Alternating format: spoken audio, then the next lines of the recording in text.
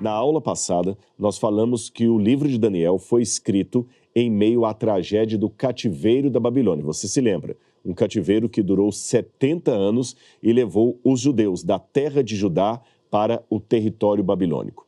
Agora, nesse mesmo confronto político, ideológico, de perda de valores, de perda do templo, viveu o profeta Jeremias e uma olhadela no livro de Jeremias, e no livro de Lamentações, vai nos ajudar a entender melhor o livro de Daniel. E já que eu mencionei Lamentações, eu vou começar lendo uma passagem do livro de Lamentações de Jeremias, que ele escreveu, inclusive, para lamentar a morte do rei Josias e a destruição iminente de Jerusalém.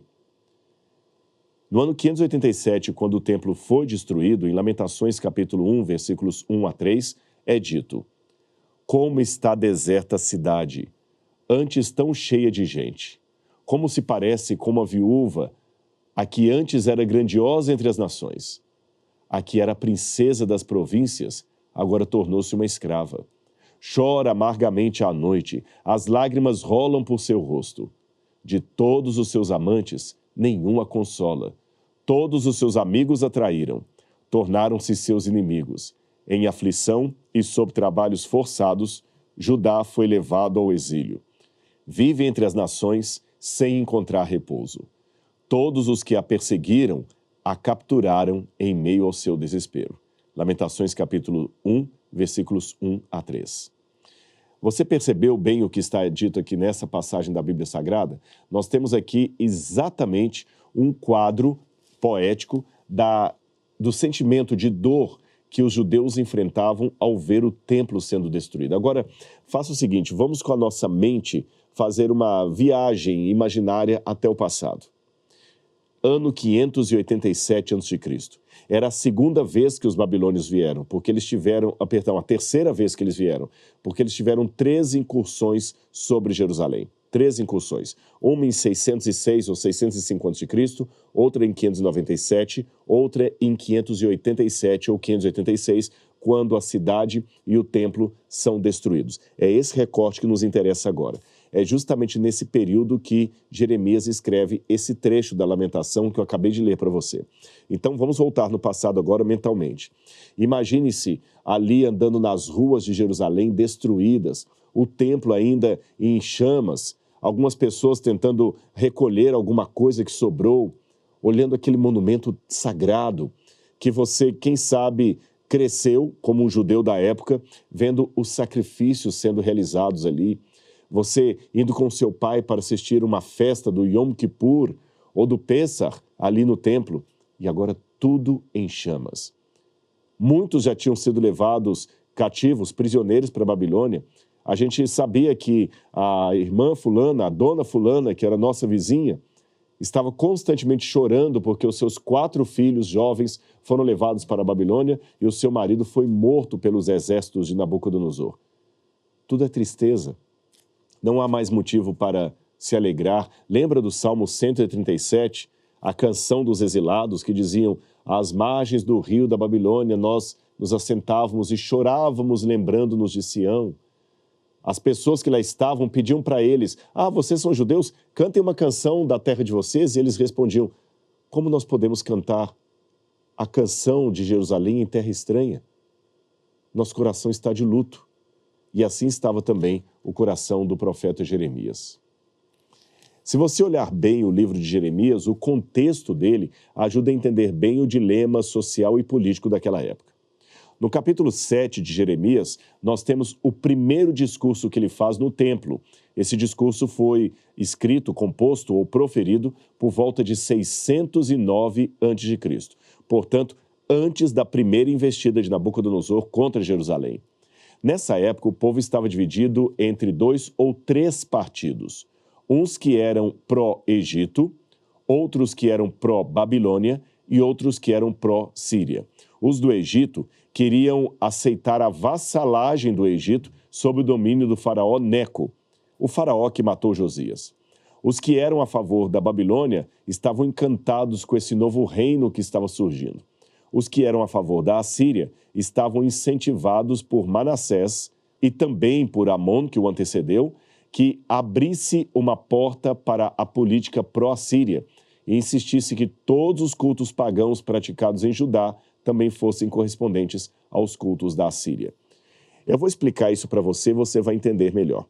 E para isso eu vou precisar daqui a pouquinho de um mapa. Mas antes de entrar no mapa, preste atenção nessa explanação que eu vou dar aqui. Havia, grosso modo, na época ali do ano 609 a.C., que é a época que começa o discurso de Jeremias, 3 grandes superpotências no mundo conhecido da época, tá certo? No mundo conhecido. Você tinha o Egito, que era uma tremenda potência, você tinha a Assíria, que era uma tremenda potência, e você tinha uma nova potência que estava despertando, que era a Babilônia. Vamos começar. Você sabe que durante o período da Guerra Fria, o mundo estava dividido entre Estados Unidos e União Soviética. O grande medo de todos os países do mundo era que houvesse uma guerra entre os russos e os americanos. Por quê? Se Moscou guerreasse contra Washington, o mundo inteiro poderia padecer sob o efeito de uma guerra nuclear. Esse foi o cerne da preocupação, da angústia mundial durante a Guerra Fria. Ou seja, você tem as superpotências e se elas entram em conflito, os demais pagarão o preço.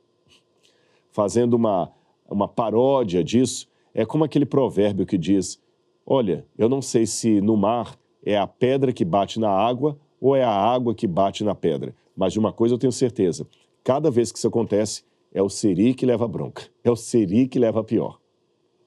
Assim também é no mundo dos ataques bélicos ou das ameaças, mesmo no mundo da economia, para falar dos nossos dias. Se você tem países grandes entrando em colapso econômico, todos os países subdesenvolvidos vão padecer, vão pagar a conta. E não era diferente na época da Bíblia Sagrada. Então, olha o que aconteceu.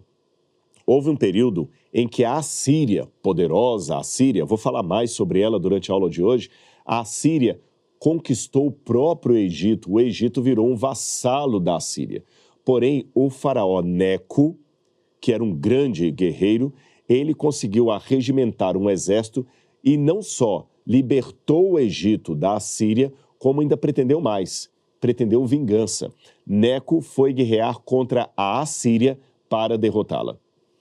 Na época também, os que estavam se levantando contra a Síria, até para proclamar a sua independência, eu estou falando das províncias que eram dominadas pelos assírios, eles estavam aproveitando um momento de instabilidade política que estava acontecendo na Assíria por causa da mudança de governo. E até também alguns judeus estavam ávidos por isso. Aqui eu tenho que abrir um parênteses para contar para você uma coisa que, ou melhor, para repetir algo que eu falei na aula anterior. Você se lembra que na aula anterior eu recapitulei um pedaço do que eu expliquei na aula de Reis e Crônicas. Vamos falar disso novamente? Havia as 12 tribos de Israel. Com a morte de Salomão e a ascensão de Roboão ao poder, houve uma ruptura. As tribos do norte preferiram que o seu rei fosse Jeroboão, que não era da família de Davi, e o reino do sul preferiu que o seu rei fosse Roboão. 10 tribos ficaram ao norte, 2 tribos ficaram ao sul. O norte recebeu o nome de Israel e terminou tendo uma capital chamada Samaria. O sul recebeu o nome de Judá e teve como capital Jerusalém. Esses 2 reinos do norte e do sul viviam sempre brigando. Era uma briga entre irmãos. E o reino do norte, para vingar do sul, fez aliança política com a Síria. Síria com S. Cuidado para não confundir, porque os nomes são muito parecidos. Existe a Síria, com S, e a Assíria, com A. São 2 reinos diferentes. A Síria, com S, seria um reino poderoso também na época, que cobria o território onde fica o atual país chamado Síria. Já a Assíria era um governo muito maior, uma potência muito maior, um grande império que dominava parte do que hoje seria o Iraque e principalmente o Irã. E uma parte do que seria o Irã, porque tinha a Pérsia ali também.